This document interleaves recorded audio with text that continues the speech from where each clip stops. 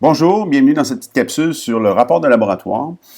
Euh, je me pose d'abord la question, je vais faire ça très bref. Gênez-vous pas pour peser sur pause, pour appuyer sur pause si vous voulez prendre des notes sur ce qui va être affiché.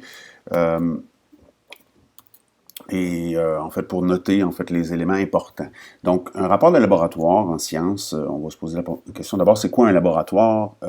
On peut résumer, là, c'est une expérience, mais ça peut être une expérience de tout genre d'expérience. Puis, à chaque fois qu'on fait une expérience, que ce soit à l'extérieur, en train de regarder les plantes ou les animaux, que ce soit en faisant des potions, des mélanges, ou en observant les étoiles, il faudra prendre l'habitude, là on est rendu au secondaire, hein, de faire un rapport de laboratoire, c'est-à-dire on va résumer, en même temps tout noter ce qu'on va faire. En fait, ça va nous laisser des traces, ça va nous laisser une trace écrite de ce qu'on a fait. Donc, c'est ça j'entends par rapport ou laboratoire, donc le rapport qui va aller avec le fameux laboratoire. Bon, à quoi ça sert, je viens de le dire. En fait, c'est pour laisser une trace qui va permettre à quelqu'un, si on suit la démarche scientifique, de reproduire ton expérience.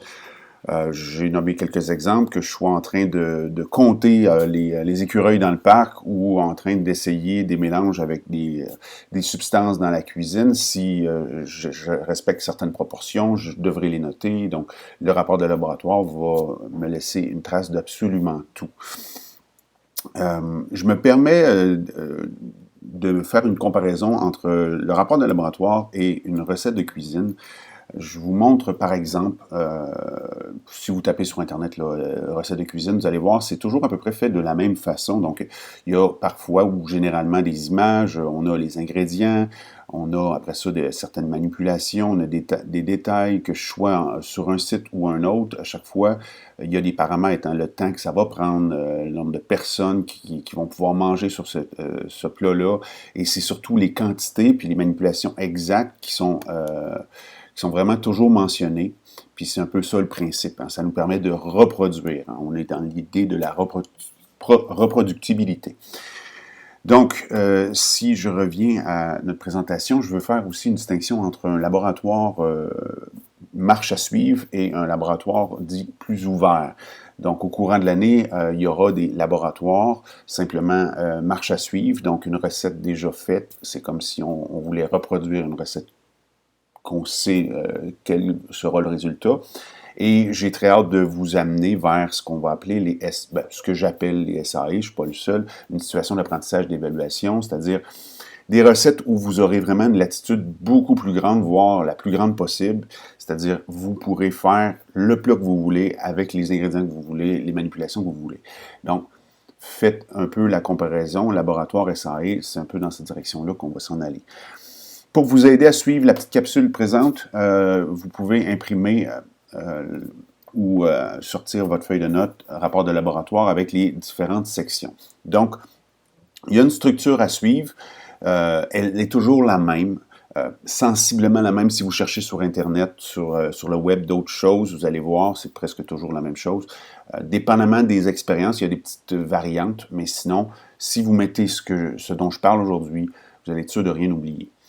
Donc, première chose à noter, règle générale. Donc, règle générale, j'entends par là, dans le fond, qu'est-ce qu'on doit garder en tête quand on fait son expérience, puis on a un rapport de laboratoire juste à côté de soi pour noter ce qui se passe ou noter nos observations. Donc, vous pouvez noter, un rapport, ça doit être simple, objectif et précis. Qu'est-ce que j'entends par simple? C'est on s'en tient au minimum, ça ne sert à rien de faire un roman, on n'est pas dans l'émotivité, donc on est juste en train d'énumérer les choses et on ne va surtout pas faire de blabla qui ne sert à rien. Donc, si il y a un collègue qui est venu nous voir pendant notre expérience, c'est pas vraiment important, mais en fait, c'est vraiment pas important de le noter. Objectif. Faites attention, quand je dis un rapport doit être objectif, je ne veux pas dire qu'on parle du but visé par le laboratoire, mais plutôt de dire on reste l'inverse de subjectif. Donc en français, lorsqu'on inclut des sujets dans nos phrases, dans nos paragraphes, on est très subjectif. Hein? Je fais ça, je mélange, ou nous allons observer. Donc ça, on évite ces formulations-là et on reste objectif, c'est-à-dire sans sujet. Il y aura un paragraphe où est-ce qu'il y aura un sujet, c'est l'hypothèse, bien entendu. Et dernière règle générale, on va rester précis. Donc, si vous employez des termes, n'ayez pas peur de les réemployer. On n'essaie pas de chercher complètement des variantes, des synonymes à tout bout de champ. On reste sur les termes, puis comme ça, il n'y a pas d'ambiguïté. Donc, démarrage, hein, comme tout bon travail que tu vas remettre, ça va toujours commencer avec une page couverture. Qu'est-ce que je veux voir sur une page couverture? En fait, les éléments essentiels, hein, le titre, le nom du cours, que tu sois en français, en sciences ou en mathématiques, le nom des personnes qui ont fait le travail et le nom de ton enseignant, donc à qui tu remets le travail. Tu peux l'organiser comme tu veux là, sur ta page couverture, mais tu dois inclure minimalement ces éléments-là. Généralement, ça suffit aussi. Donc, ton groupe, le nom de ton école, puis la date de remise de ton travail ou de ton rapport de laboratoire. Si on est en secondaire 1, on veut faire un petit rapport de laboratoire, 2-3 pages maximum, pas nécessaire de faire une page couverture, on pourrait s'en tenir avec une espèce d'entête, c'est-à-dire une page couverture condensée dans laquelle on retrouve les mêmes informations. Donc, on va sauver une feuille de papier au complet. J'ai un exemple ici à l'écran. Donc, pour expliquer qu'est-ce que contient un rapport de laboratoire, je vais simuler le fait qu'on fait en même temps un laboratoire sur le trempage du papier tournesol. Donc, ceux qui l'ont jamais fait, c'est des petites bandelettes. Vous allez les voir éventuellement à l'écran, là, qu'on appelle le papier tournesol. Il y en a des rouges, il y en a des bleus. Et on va se poser la question, en fait, j'y viens là, avec l'introduction. On va faire une expérience, puis on va essayer de regarder nos résultats. Donc, pour connaître à quoi sert l'expérience, il faut bien commencer quelque part, comme toute bonne histoire. On commence avec une introduction qui est un peu l'équivalent du but. Ça, souvent, ça va être fourni par ton enseignant parce que, dans le fond, on veut fixer tes recherches, tes orientations, ton expérimentation en fonction du but visé. Un exemple, en fait, je vais d'abord nommer ce qu'il faudrait inclure dans une bonne introduction. Donc, l'objectif que tu vises, hein, tu cherches quoi? Qu'est-ce que tu cherches à voir, à observer, à vérifier? Tu vas faire quoi? Hein? L'expérience en tant que telle, tu ne vas pas le dire dans le détail, mais rapidement, hein, qu'est-ce que tu vas faire? Donc, une introduction, là, ça va être 2 ou 3 phrases maximum. Et qu'est-ce que tu vas regarder? Les données que tu vas observer pour atteindre ton but, pour, dans le fond, valider ce que tu visais à faire. On reste très court, là, c'est pas nécessaire de s'étaler. Bien entendu, là, plus vous allez avancer dans vos études, plus l'introduction va être très longue. Donc, ça, je vous dis, c'est souvent fourni par l'enseignant. On peut en faire un exemple. Si on parle du papier tournesol rouge et bleu, on pourrait avoir une formulation qui ressemble à ça. Le présent laboratoire cherche à déterminer si le papier tournesol bleu et rouge pourrait me permettre de catégoriser, donc faire des catégories, ou classer différentes substances. Simplement ça, puis ça, il faut se le garder en tête parce que ça va orienter vraiment tout ce qu'on va faire dans la suite des choses, puis surtout ce qu'on va dire dans le rapport de laboratoire. Et quand je disais, on va dire qu'est-ce qu'on va faire puis qu'est-ce qu'on va observer, hein, on pourrait dire, par exemple, dans l'introduction, on pourrait dire les languettes de papier tournesol seront trempées dans chaque substance et leur couleur sera observée. Donc, ça résume, vous voyez, en 2 phrases, tout ce qu'il y a à dire, c'est-à-dire l'objectif, hein, l'expérience, puis les données qui seront observées. Prochaine section, qui n'est pas une section obligatoire dans tous les rapports de laboratoire, mais ça va arriver fréquemment, où est-ce qu'on veut avoir une hypothèse. C'est le seul paragraphe que je vous ai dit, hein, qu'on peut s'attendre à avoir un je ou un nous, si vous êtes plus qu'une personne dans votre laboratoire. Donc, une hypothèse, c'est une formulation de ce que vous pensez qui va arriver dans l'expérience. Donc, ça doit toujours commencer par un « je pense que » ou quelque chose d'équivalent. Et bien entendu, pour que ça soit valable, il va falloir qu'il y ait une justification. Pourquoi vous pensez ça? Pourquoi tu penses ça? Donc, on peut se donner un exemple. Si on a, ça rentre presque tout le temps dans une phrase. Hein? Donc, si on se donne un exemple avec le laboratoire fictif que je fais en ce moment avec vous, nous pensons que le papier tournesol devrait donner peut-être 2 catégories parce que il semble que des languettes, hein, des fois, ça peut changer de couleur. Donc, si ça ne change pas toujours la même couleur, on peut se dire qu'il va y avoir peut-être 2 catégories. Ce serait une formulation très acceptable et même très bien formulée d'une hypothèse pour une expérience simpliste comme celle-ci. Prochaine section du rapport de laboratoire, la démarche. Donc ça ressemble vraiment à une recette de cuisine. Hein. Je vous rappelle qu'est-ce qu'on mettait dans une recette de cuisine. Donc, il y a surtout le matériel, hein, puis comment s'y prendre, puis il y a souvent un dessin ou une photo qui va aller avec. Donc, si je reviens, on va vouloir inclure le matériel, un schéma pour nous aider et les manipulations. Donc, je passe rapidement. Le matériel, c'est assez évident. Tout ce que tu as besoin. Hein. Si tu as besoin de lunettes de sécurité, nomme-le. Ne te gêne pas avec ça. Le schéma, un synonyme de ça, hein, c'est un petit dessin. Si c'est compliqué à expliquer, hein, c'est bien plus facile à dessiner, ben vas-y, dessine. C'est un bon réflexe de faire un petit dessin, là. C'est toujours gagnant. Et les manipulations, c'est simplement des étapes. Hein. Tu fais ça, tu fais ci, puis après ça, tu fais ça, pour arriver au résultat que toi, tu as obtenu dans ton expérience. Donc, un exemple de matériel, hein, on pourrait lister, souvent c'est sous la forme de petits points. Hein, on dit, pas nécessaire de faire le dessin, là je vous le dis parce qu'on apprend le matériel en même temps, hein, mais on nomme tout ce qu'on va avoir besoin pour l'expérience. Dans ce cas-ci, vous les avez à l'écran. Comme je vous dis tantôt, vous pouvez passer sur pause, noter ce que vous avez à noter sur votre feuille de notes. Un schéma, hein, un dessin, là, c'est facile, là, je peux prendre une photo, mais même vous, même si le dessin est pas précis, vous n'êtes pas bon en dessin, c'est pas grave, un schéma, c'est une esquisse, ça nous aide à comprendre, en fait, les manipulations que vous allez faire dans votre expérience. Et finalement, les manipulations, c'est vraiment une liste d'étapes. Souvent, on va les numéroter, c'est beaucoup plus clair, hein? 1, 2, et remarquez l'objectivité dans la formulation, hein? Si on dit esquisser la plaque, c'est un verbe à l'infinitif, hein? Donc il n'y a pas d'impératif, il n'y a pas de conjugaison au je ou au nous, hein? Verser quelques gouttes. Donc on a des étapes comme ça, et souvent ça peut être vraiment beaucoup d'étapes, 3, 4, 5, 6, donc on va tremper les languettes, on va observer la couleur, on va noter la couleur dans un tableau, etc. Donc, vous voyez, là, je lésine sur rien, on dit tout ce qu'on fait, hein. Pas besoin de faire une phrase trop longue, mais des fois, hein, préparer un tableau des observations, si c'est une phrase plus courte que ça, c'est un peu difficile à faire. Et dans le laboratoire fictif qu'on fait en ce moment, il y a une dizaine d'étapes. Et remarquez une chose, c'est qu'on peut, dans une série de manipulations, mentionner quelque chose qui ressemble à l'étape numéro 10 ici. Donc, répéter, je vais afficher, juste ce que vous voyez à l'écran. Donc, répéter les étapes 4 à 9 avec chacune des substances. Donc, au lieu d'avoir à répéter toutes les étapes 4 à 9, mais en disant ça va être dans le savon, ça va être dans le citron, etc., vous pouvez formuler une phrase qui ressemble à celle que je viens de lire. Suite à ça, on va avoir la section qu'on va appeler expérimentation. Dans la section expérimentation, il y a 4 choses. Donc, un tableau des observations. Ça, c'est vraiment un endroit où est-ce qu'on va organiser tout ce que vous observez. Tu mets ça dans un tableau, souvent c'est des colonnes puis des lignes. Si tu as des calculs à faire, c'est dans cette section-là, suite à ton tableau, que tu vas, par exemple, additionner des valeurs observées, faire des moyennes, etc., puis laisser des traces des calculs que tu auras fait.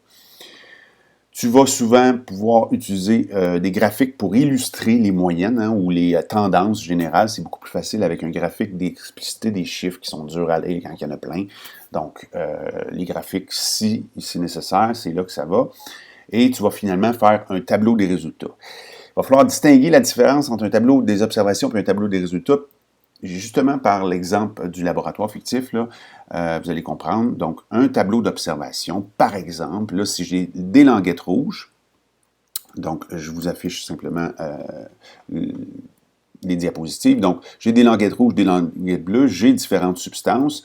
Donc, je peux nommer toutes les substances avec lesquelles j'expérimente.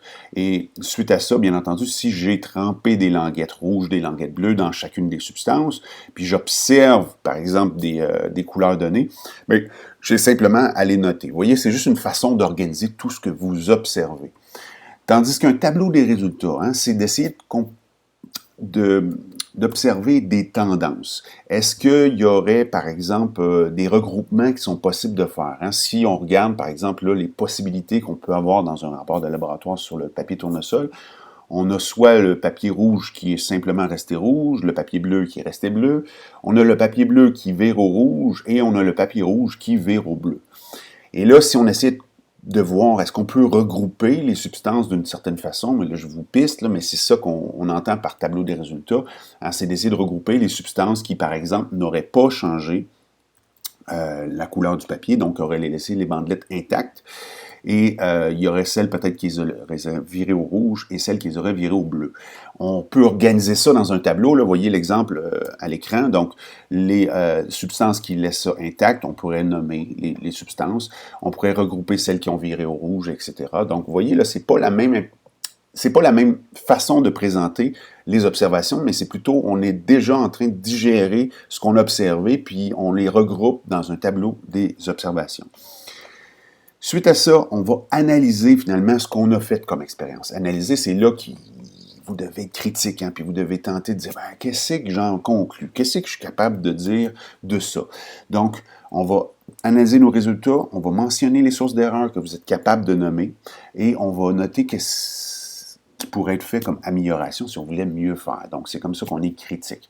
Analyser ces résultats, ça veut dire quoi? C'est un peu ce qu'on vient de faire. Hein. On a organisé dans un tableau des résultats nos observations. Et là, il faudra que tu le dises en mots.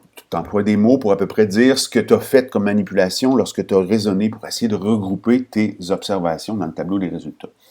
Les sources d'erreur, bien là, à ce moment-là, tu dois être super critique. C'est pas de dire, je me suis trompé en faisant une addition 2 plus 2 puis j'ai marqué 5. Okay?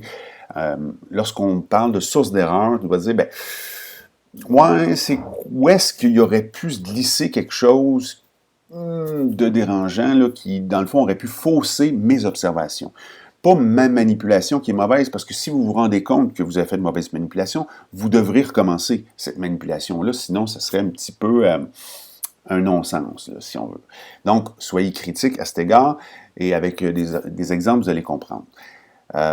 Si vous avez noté des sources d'erreur, vous allez fort probablement être capable de dire, si j'avais à le refaire, comment je pourrais l'éviter, cette erreur-là. Donc, c'est ça qu'on entend par amélioration. Je fais un exemple avec notre laboratoire fictif. Donc, on avait nos résultats, on va les mentionner en mots, ce qu'on a réussi à faire. Par exemple, hein, j'ai trempé les substances, les papiers rouges et bleus, et j'ai réussi à former 3 groupes. Mais vous voyez que je n'emploie pas le terme avec le « je », mais plutôt à l'infinitif. 3 groupes de substances ont été créées, donc celles qui ne changeaient pas les bandelettes, celles qui les viraient rouges et celles qui les viraient au bleu. Donc, n'ayez pas peur, reformulez dans vos mots, dites-vous quelqu'un est aveugle, ne peut pas voir votre tableau, qu'est-ce que vous seriez en mesure de lui dire à propos de votre expérience, ce que vous en déduisez. Les sources d'erreur, hein, en observant attentivement le laboratoire qu'on vient de faire, hein, il peut y avoir forcément, il y en a, c'est sûr, il y en a toujours. On est en secondaire 1, je vais vous demander de vous trouver au moins une source d'erreur. Ça va aller de plus en plus critique. Secondaire 2, on pourrait s'en demander 2, on pourrait éventuellement être de plus en plus critique, puis voir où est-ce qu'on peut en fait refaire mieux. Une source d'erreur possible pour un petit laboratoire comme ça, là, je vais passer rapidement. Pesez sur pause, encore une fois, si vous voulez vous arrêter, si ça va trop vite. Est-ce que les substances que j'ai utilisées, hein, j'avais des petites fioles à écrit jus de citron, une petite fiole écrit, par exemple, eau salée. Est-ce que c'est vraiment ce qui est écrit dessus qui est dedans? Hein? On ne l'a peut-être pas validé. C'est une source d'erreur potentielle et c'est pas une erreur de manipulation, c'est vraiment, si on avait à bien faire, on pourrait aller valider que la substance était bel et bien celle qu'il y avait dans la fiole. D'autres genres de sources d'erreur, hein? La plaque à godet, peut-être qu'elle avait été mal lavée, peut-être que l'observateur qui faisait l'expérience était daltonien, peut-être que les couleurs semblables auraient pu être discriminées parce qu'on a dit, bon, ça c'est rouge, mais c'est peut-être pas la même intensité de rouge.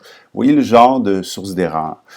Maintenant, pour chacune de ces sources d'erreur-là, il y a une amélioration qui est possible. Hein? Donc, amélioration sur si on avait mal identifié les substances, on aurait pu, par exemple, nous-mêmes presser un citron pour être sûr d'avoir du jus de citron, par exemple, ou acheter la substance puis prendre le contenant d'origine. Hein? Vous comprenez le principe. Si on avait mal lavé la plaque, on pourrait se dire, on va la laver soi-même, on va recommencer. C'est souvent une des façons d'améliorer son expérience, hein, c'est de la reproduire vraiment plusieurs fois. C'est sûr qu'on valide nos résultats. On aurait pu, si on est daltonien, demander à un autre observateur de peut-être valider les couleurs. On aurait pu nuancer, dans le fond, puis catégoriser en plus de sous-groupes chacune des substances, là, comment ils ont fait réagir le papier. Finalement, on termine un rapport de laboratoire avec, comme toute bonne histoire, hein, avec une conclusion, pardon. Donc, on va résumer rapidement. Il y a 2 choses à inclure dans votre conclusion.